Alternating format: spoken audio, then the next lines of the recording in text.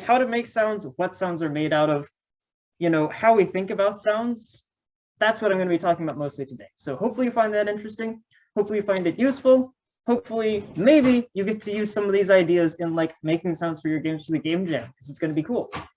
So that's what I'm going to be talking about.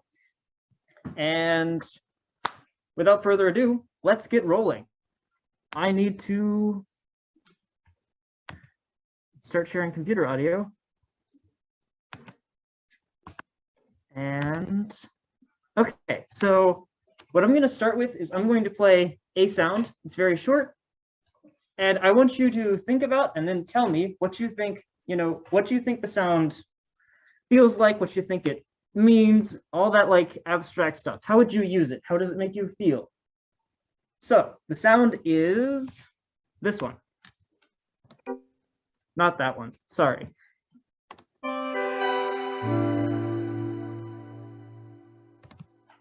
Okay, so all those questions, how did that make you feel? How does it, what did you use it for? All that. I want thoughts. Just yell it. Oh, it's slightly off key. So it sounds similar to like a computer startup sound, but it's not exactly there. So it's kind of like a little bit unsettling. All right. We've got from the Zoom chat, like I finished a level completion sound. I saw a hand up there. What you got? I'm going to sort of is sort of give off like you unlocked a new area or a level, something like, oh, you're not done yet. Yeah. Or you just saved to a safe slot. Ooh, I like that one too. So yeah, those are all really good ways of thinking about the sound. So now I want you to look at it, think about it from a mechanical standpoint. What is the sound made of? How many layers are happening in it? How many notes? Is it synthesized? Is it made from recorded audio? Or maybe a mixture of both? What is like the material of this sound? So here it is again. So what'd you hear? Sounds like an organ. Okay. Here's some steel drum almost. All right. What else we got? Whole lot of reverb. Whole lot of reverb. Keyboard? Keyboards. FM synth, like that old ass DOS noises. You're actually right. It is FM. What else? Like 3 or 4 different harmony lines. Yeah. So yes. So I'll dive more into that. Actually, no, what I meant to show this now. So that sound is a sound I made for an operating system. So startup sound is correct, but all those things are also correct. It's just a sound. Like what you use it for is up to you as the artist and the creator. So I made it as a startup sound for the operating system Haiku OS, which was just like taking open for operating sounds in like 2020.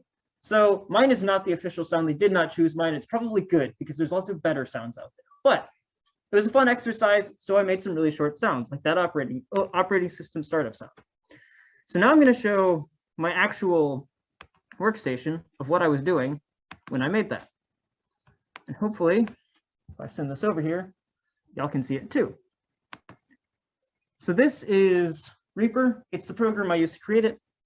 And what you should be able to see is, I want to hide me failing to use multiple windows on Windows. So this is the sound. I don't think I'm sharing computer audio. I'm going to fix that.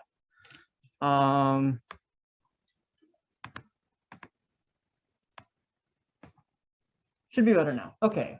So what you can see here is that there are 5 different layers. Nope, 6. I miscounted. So you've got these top lines. It's made of a bunch of notes. If we look more specifically, that's opening on my screen. It's over here. We've got, a big old cloud of notes. Bunch of notes together. They all happen in different timings. You got a low note over here that sounds like that. But then you've got these layers. They're maybe a bit more subtle, but they add to the feeling of the piece. Did you notice those when you listened to it the first time or the second time? So yeah, hiding stuff in there is one of the many tools we get to use as sound designers to make things more interesting than just, 6 notes in FM synthesis and a bunch of reverb. So I'll talk about a little more about all of these, maybe why I chose these, but more importantly, like what the whole matter of all of it is. And we're going to start with that by looking at one of the experts of user interface design, Material. Material is not a person, Material is Google. They've been designing interfaces for a while, and they've done a pretty good job of doing so. And one of the things they've done is they've released this handy set of guidelines for designing a Material user interface. And part of it is this little page about representing sound. So it's really talking about what is sound, how do we represent sound in a user interface? And then they go on to say like how they recommend you use it. I don't care too much about that because our needs in a user interface might be different from Material.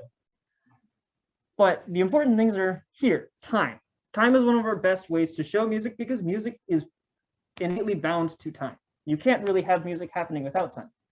So you might see a display like this. If you've ever used like Audacity or basically any other music program, you've probably seen a waveform that looks like that, accompanied with some sound that probably doesn't sound like that, but that's a waveform display. And it's a good way of showing where the audio is happening at what point. You can see it curves with the actual movement of the thing. So taller it is, the louder it is. Volume is one of the most important attributes we have in a sound because it really changes how we experience something. What this doesn't show you is what notes are playing or how high or low. It just shows you how loud and in what shape. So that's why we also have another display, and that's frequency. You've probably seen this frequency display. It shows you the spectrum, being high notes on this side. So you hear that wash of low sound at the very beginning, bouncing little twinkly high bells at the end. Those trail off to the right. So frequency is our other big metric for understanding sound. So with these in mind, every sound is made of some combination of frequencies at some combination of volume at some point in time. It's just up to us to decide what happens when. Timbre is a fun adjective that puts some of these ideas together. It describes the quality of sound. Timbre is what makes a flute different from an organ, different from a guitar. Their display isn't too useful. What is useful is their description of things like soft versus quiet. So here's a good example of some soft sounds. Kind of soft, kind of dark, kind of muted. Brighter sounds might be like this. So here, not only can you hear like a very clear pitch to the sound, they also are just a lot louder and more prominent. That's brightness. And in the frequency domain, it looks like more stuff on the right side of the graph. High frequencies equals brightness. So if something you're working on sounds too dark, you probably don't have enough high frequencies, and vice versa. If it's too bright, you have too many high frequencies, take them out. Tonality. So sounds can be very clearly melodic. Here, you hear 3 notes. Doo-doo-doo. Cool. Sounds can also be definitely not melodic, like that, or a camera shutter. Like you can't put a note to that. You can, it would be very low and not musical. So in some sounds, we want melodies. We want things to be clear. We want them to send a message, and melodies are a great way of sending a message. Camera clicks are a way of sending a very different message. It tells you very well that a camera click just happened, and that's also useful.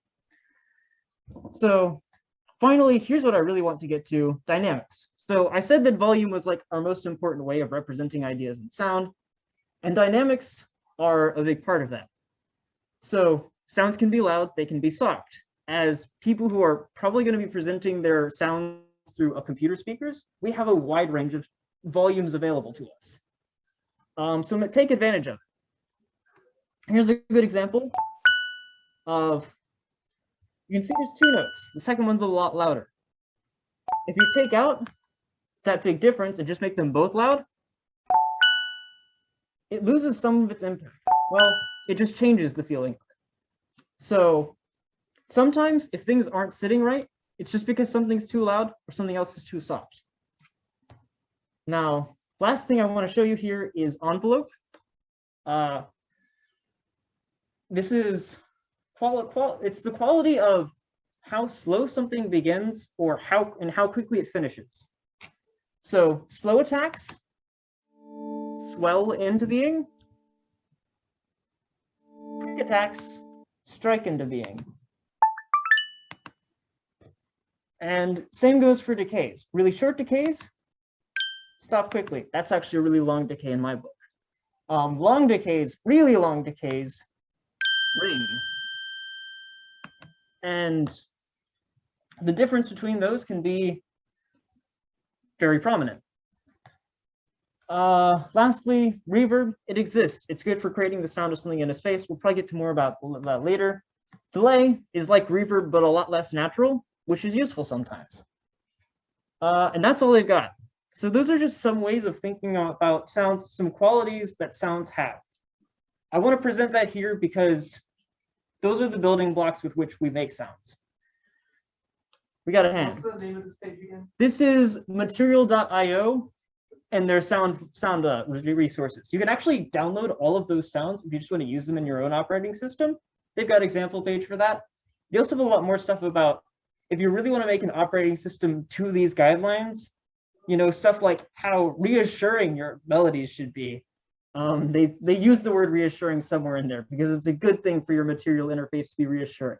If you're making a horror game, your UI probably doesn't want to be reassuring. So take these with a grain of salt, unless you're an engineer working for Google, in which case this is your guidelines. Okay, but I wanted to start there. Those are the building blocks. Those are some of the terms we use to describe sound and some of the controls we'll have when we're later building sounds to change the sounds we have. So with that in mind, let's talk about how you actually make sounds. So if you're doing music or you're doing sound design of any kind, you're going to need some source material. You know, sounds don't come from literally nothing. Some air molecules have to be moving at some point. And we usually classify sources into two categories. You've got synthesis, which starts from really fundamental building blocks like basic waveforms that just move in a very predictable pattern. You can generate them easily with circuits, which is why we've been using them for as long as we've had circuits to make them. They're very simple to make, and we can turn them into a lot of things using further processing. The other way to make audio is to start with actual recorded things. There's not really much of a distinction. You can start with a waveform that's been recorded. You can start with the sound of a guitar that's been recorded. You'll be able to make guitar things a lot more easily if you have an actual guitar to record. So those are your two methods of making sounds. You start with a recording that's somewhere near what you want, and you process it to get exactly what you want, or you start with the basic building blocks, the synthesis tools, and build them until you've got something close to what you want. I want to mention for all of y'all who use LMMS, I'm sorry, LMMS is really bad with audio. If you ever have tried to use audio samples in LMS, you know that feeling. And if you've ever tried to do really detailed stuff like, you know, clearly showing the fade here, bringing it down 7.7 semitones in pitch. That's harder to do in an LMS. I'm sorry if you use it. That's why other tools exist. I just want to casually mention that this is something that actually Audacity is probably better suited to than LMS, and you should be aware of that. But LMS is still a great tool. It's very good on the synthesis side because it's very focused towards that. So if you're making a sound, there's a couple reasons rolling back. There are a couple reasons you might want to be making a sound in the first place. I kind of classify them into three categories. You've got user interface sounds like this, like material. You interact with them all the time, even if you aren't aware that they're making sound sometimes. Sometimes they intentionally don't make a sound. That's an important. Foley, if you've ever watched a movie with CGI elements, or you've played a game where animated things make sounds, even if it isn't making music while doing so, we like it when things that we can see also make the sounds we expect them to make. And that's a whole category called Foley, and it's beautiful, and people get paid to do it. So Foley is cool. I don't have a lot of personal experience with it. There are a lot of people who do. So I'll talk more about that hopefully soon. And then finally, there's music. If you're playing like rock music, the sound design is mostly done for you. You get the pedals you want, the amp you want. That's about as much sound design as you're probably going to be doing as a guitarist. I mean, there's a lot of nuance to that, but that's, you know, your guitar is most of your sound design there. Your choice of what instruments you're using is your choice, as opposed to whether or not you're putting a flute there. Although you get to make that choice too. Whereas if you're in the world of electronic music, especially the really experimental stuff, most of your job is sound design. You're saying, how can I make this sound with this impact? And pretty much all other rules go out the window except for, I want it to sound cool. So that's really where sound design comes in handy, is you want to make something sound cool, you want it to make something sound exactly like you want it. So what I really want to do now is ask what y'all are interested in hearing about. So all of this is, you know, stuff you might have already known some about. That's cool. And I want to really focus on the things that y'all want to learn more about. So given the options between A, I walk through the process of creating a given sound from some sound you want to see me create live. B, I try to do that, but with a more musical focus. Or C, instead of actually doing something live, I'll just talk about all the different effects I have handy for when I want to create a sound and maybe why I might use them. So do any of you all have a particular interest in either A, me creating a sound live and I have an idea of what sound you want to hear me create, or B, a good walkthrough of the effects that you might have access to and what they do, in case you're interested in that? Any preferences? Somebody's holding up an A. Okay, A, what sound am I making here? A flute? That one's easy. So here's the other thing that I should mention. Making sounds. The easiest way to make a flute sound is to buy a flute. You probably don't want to hear that, but that's important. The second easiest way to make a flute sound is to pay somebody who owns a flute. The third easiest way is to find something that sounds kind of like a flute and process it until it sounds like the flute you want. And the fourth easiest way isn't easy. It's to synthesize it yourself. So let's look at, let's start sharing my screen so we can all look at this flute that I have right here on my screen highlighted. So this flute isn't a flute at all. It's a piece of PVC pipe and a 3D printed attachment to it. So I can blow into it kind of like an organ pipe. And if I bring this back, do some processing, make this smaller. Wait, nope. Make it bigger. And turn off the reverb. That's all the sound is. So this is me doing a flutter tongue on a piece of PVC pipe. It has a very flute-like quality, especially when I add, this is also going to show up on my screen, when I add an octave to it. So here, what I'm actually doing is formant shifting. Formant shifting is a thing that changes qualities like voices to sound like a higher sound without actually changing the pitch. So if you've ever heard like the chipmunk sound of vocals by speeding them up twice, they sound chipmunky not because they're faster, but because speeding them up changes the formants by a full octave. So it changes something from sounding like a human talking to something sounding like they're talking an octave higher than they are without actually being pitched like that. I can demonstrate that on an actual voice later, but y'all wanted to see me make a flute. So the easiest way to make a sound if you have to synthesize it yourself is to know the recipe. And this is really a word you might see me use a lot, recipes, because cooking metaphors happen to be really good for audio. So if you know you want a flute sound, do I have a flute here? Let's see if the University of Iowa has blessed me with a flute. I have a bass flute, that's close enough. Samples are free, public domain on the University of Iowa website. Feel free to check it out. They've got like basically all your basic orchestral instruments and pretty much every note they can play. So let's start by looking at what this flute sounds like. And we'll do it in the same tools that Material gave us. So here is a frequency, a spectrum analyzer. I use Vox and Ghost Band because it's the one I'm used to. Like that. So what you really notice is there's a bunch of spikes. And they're mostly clustered around here. I gotta do one. Okay, we're on.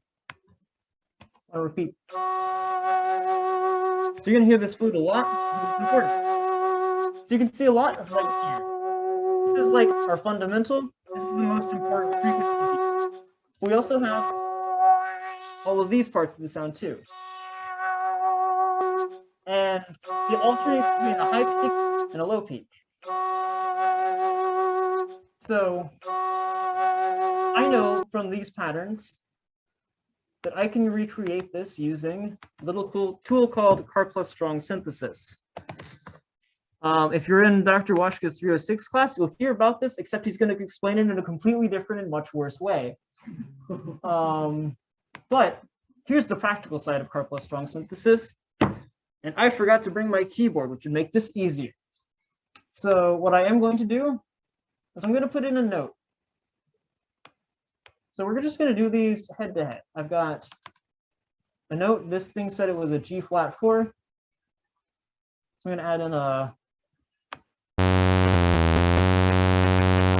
I'll need to turn that down. And bring it up an octave.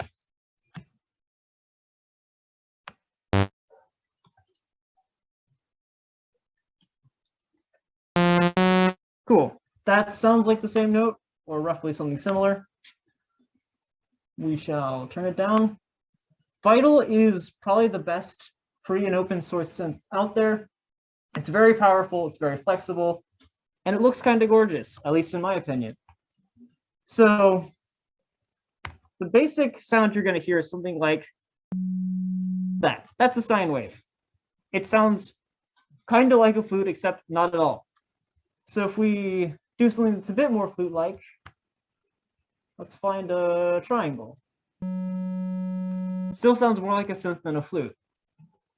So, and part of that's because it has a lot of high frequencies. Nope, we'll not do that yet.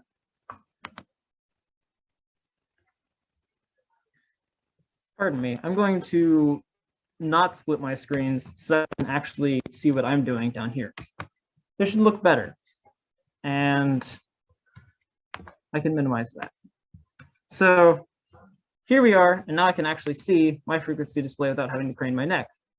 So here,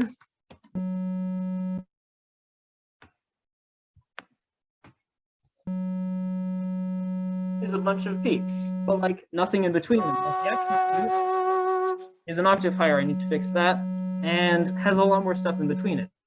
So our goal will be to match this, because that's really what a flute sounds like at its most bare essence.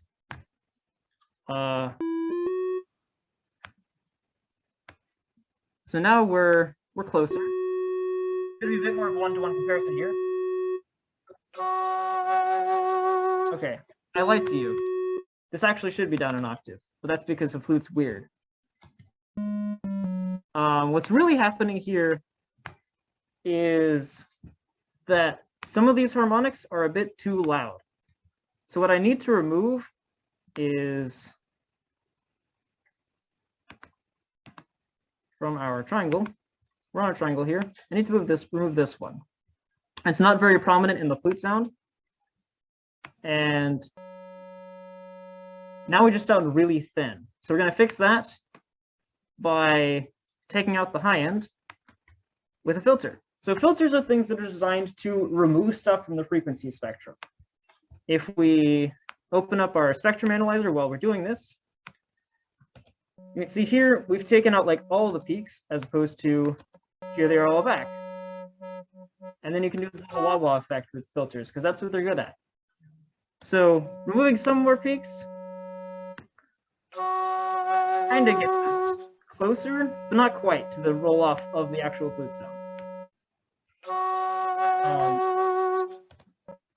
But we'll start there. Another thing you can hear is that there's, in the flute, noise. Like up in the high end, there's a little bit of noise going on. So we're going to add in some noise. Not that much. Subtlety is really important here. Well, most of the time it's important. In EDM, it's not. Which is actually a lie. It is important there. It's just a lot, takes a different form. And what we're going to do is we're going to also take out the high end, the low end of the noise. So by putting another filter here, filter 2 here is only affecting this noise. Filter 1 is only affecting the triangle wave. I've made my noise too quiet now. Still sounds really bland. So what I'm going to add next is I'm actually going to scrap this whole thing. So this works good for a lot of sounds, not really a flute. What does work good for a flute is a completely different tool. So we've got a little tool called a comb filter. Are y'all familiar with what a little delay does? Okay, for everyone who isn't, what a delay does is this. Gonna make this little snappy sound. And what a delay does, it's an echo, just a simple echo.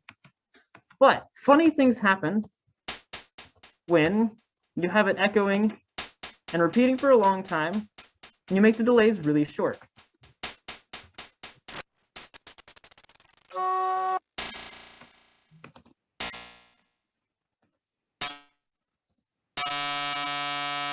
Suddenly it becomes a plot. And this is how car plus strong synthesis works.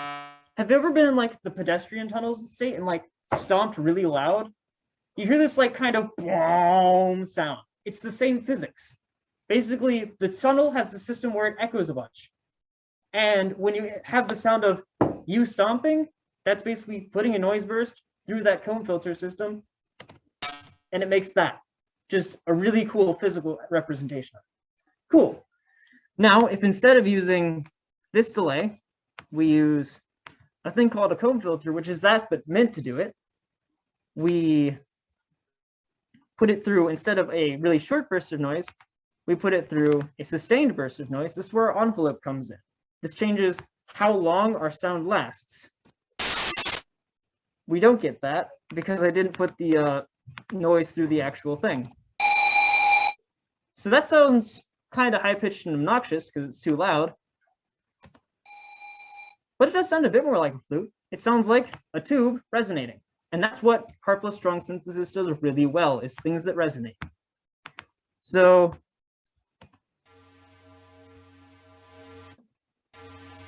sound flute-like? Cool. So this is the, I know the recipe, therefore I can make any flute I want.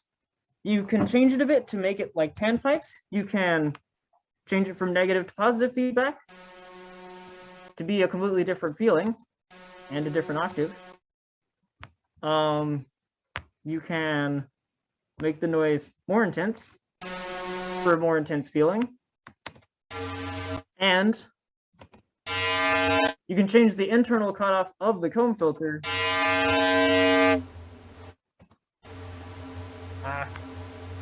I need a mouse for this.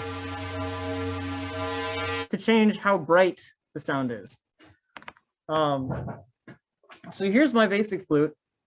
The other things you're missing are less tangible, but also very important. So if we go back to the real flute, thank you. Good morning. So yeah, you know how I made that operating system sound? I tried to put them on my computer. I kind of hate them and I'm about to take them off. But that's the I inserted a device sound I made. It's kind of cheesy. So if we go back to the real flute, this part right here, it does a vibrato. It starts warbling in and out, the pitch starts changing, and we need to represent that somehow in our fake flute. So the way we do that is by a little tool called modulation. So here in Vital, we've got a thing called LFO. That stands for low frequency oscillator.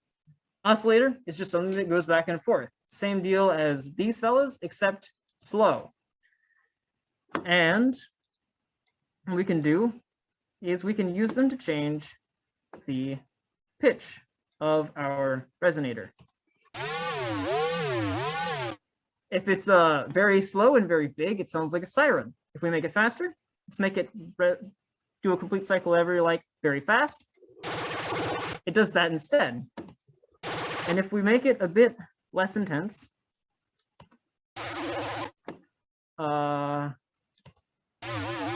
somewhere we find the sweet spot where it doesn't sound super cheesy, which is actually usually around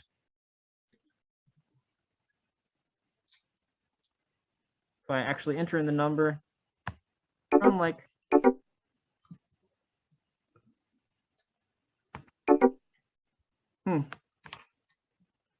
that's my error sound, by the way. We'll ignore that. We'll do this by hand. With Vital, you can hold the control key to make it do more subtle things. I really want this to be right around 0.01. So now it's very, very subtly moving, but it's moving nonetheless. I want it to be actually a little more intense, not that intense. Too much.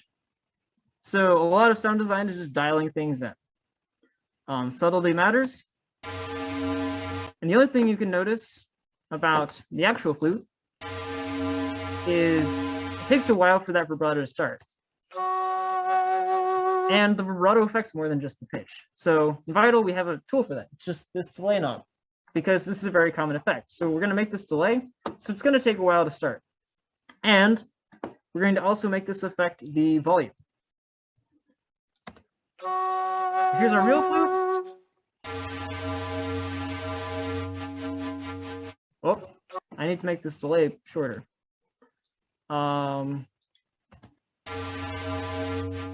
Probably make that a little less intense. But that's... It still like sounds like a synthesized object and not a real flute, but we can add in other tools to further shape it. We can, really, I need less noise here. And instead I need the output higher.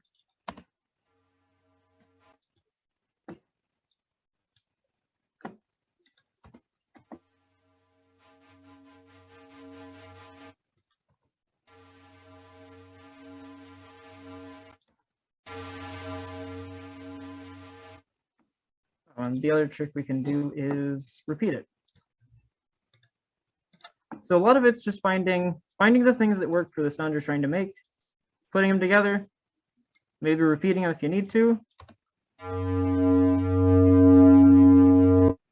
That's kind of cool. It's less of a flute now because it's a bit more intense, but it's got a feeling to it.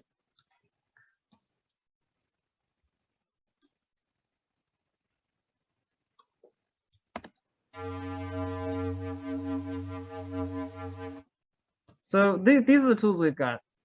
Flutes are hard. Acoustic instruments are hard to like create exactly because there's a lot of nuance that happens in the physical space. It's hard to just model in a synthesizer, but those are some of the tools we've got. So here's our synth flute. That's our real flute. So I bring this fella up.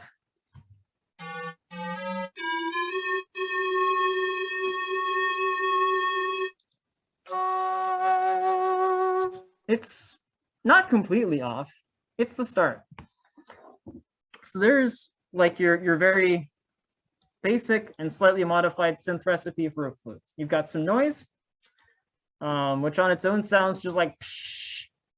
You put it through a comb filter, which is just a delay that's at a very short time.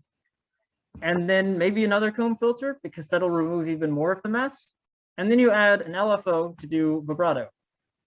And there's a flute in its like most simple synthesized form. I want to show something else that'll be easier to do, or at least different to do, and show a different set of tools. I'm going to show y'all next a snare drum. I'm going to use the same synthesizer, Vital, because it's what I'm most comfortable with, and it's actually very good for this job. Because Vital has this tool. These LFOs can also not be oscillating. They can just do a one-shot envelope. So here we get that word again, envelope. If you hit a snare drum, it rings for a very short time, and then it stops. And it doesn't have a slow attack. That's actually something this flute was missing. Flutes don't necessarily come on all at the same time. We can slow it down to be a bit more gentle, as opposed to starting all at the same time. We can also make it release. So release and decay. Decay is what they talked about in the material system. Decay is what happens when the note has reached its full value. Release is what happens when you let go of the note. That distinction matters when you're writing melodies, when you're playing an instrument. It doesn't matter when you're just creating a ding sound. But back to the snare drum. So I misspelled it, but that's natural. So snare drum. What are the important things that make a snare drum happen? We've got, you hit something. So it starts sounding very fast, and then it stops sounding very fast. So we're gonna just drop it down quick. So this is our master envelope up there. That shows how the sound happens. So if we give it a note like this, cool, we've got a snare drum, yay! From experience, snare drums are usually not that high pitched. Yeah, that'll be good. So now we got a snare drum. Yay, cool. So what's actually gonna happen here, they don't necessarily disappear all at once. They hold for a little bit. Hold is another tool we get in some synthesizers like Vital, which lets us sustain the sound for a little longer. It's usually pretty hard to notice at small settings, but it does make the sound feel louder for a little longer. And that's a trick we can use to make it have more of an impact. Snare's pretty good for impact. Now what this really doesn't need is all the harmonic content. So if we look here, it's like a big forest of lines. We don't need any of those. So we're just going to delete all of them, except for the main one. So we delete them. And Vital, you can just draw in which lines you want. These are called harmonics. They're part of the sound. And that's what changes one wave shape from the other. If you are in the world of electrical engineering, you've probably heard about the Fourier transform. If you're not, you probably still have heard about the Fourier transform. That's the math that goes behind that. And it helps with the intuition of transforming a sound into its frequency representation, but it doesn't matter that much. The important thing here is that it sounds a bit more like a drum than it previously did with all the harmonics in. So cool, we've got like a basic drum, but a snare drum has like noise to it. And that already sounds a bit more snare-like. But we can do better, because the noise in the snare doesn't always come in at the very beginning. It takes a bit to show up. So we'll draw that in using this envelope. And the other thing we can do here is we can change how big this is compared to the actual main attack. And what I'm going to do here is completely change my strategy and move that down here. So here I'm going to change the attack of the main drum to this envelope so I can really customize the exact feeling of it. I'm going to match that to the level. Level is just the volume here. bit too loud.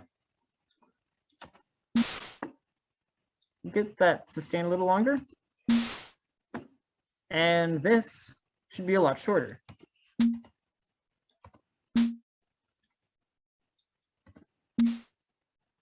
So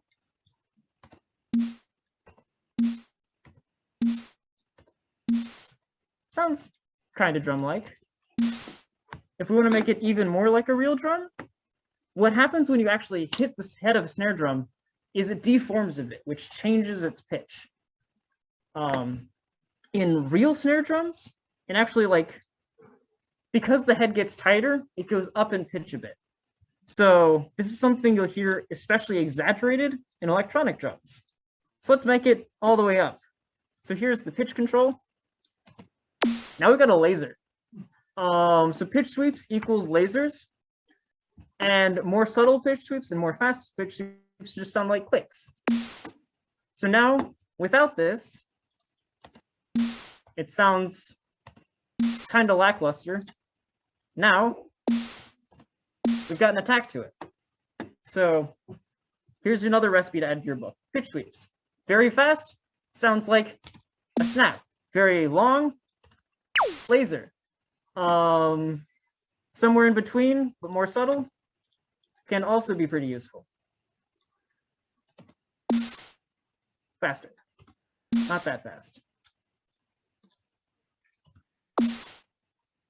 And not that big. So we've got a snare drum. I think the noise is going too long. I'm gonna make it shorter. Cool. It's a drum. There are other tricks we can do, like adding in more oscillators to represent the interaction of like the body and the head. We can also add a resonator. So a snare drum is not just a drum head, there's a can around it. And it happens to sit in a room, probably. So one of our most valuable tricks to make things sound like they're in a room is reverb. And one of the best things to make it sound like it's in a realistic room is called convolution reverb. So convolution reverb is like reverb, except it happens to use actual recordings of actual places, or completely fake stuff that just does weird things. So mathematically, this is another thing that you happen to cover in electrical engineering, but you'll find it a lot in the audio world too, just because it's really useful. So here, I can bring in a file. And I'm going to bring in a file of, I've got one for my piano. It's my piano closed with the damper pedal held. It's not going to sound like a snare drum. Now it's going to sound like I put my snare drum in my piano. And if I take out the dry signal, now it's become a lot muted, but it also starts ringing.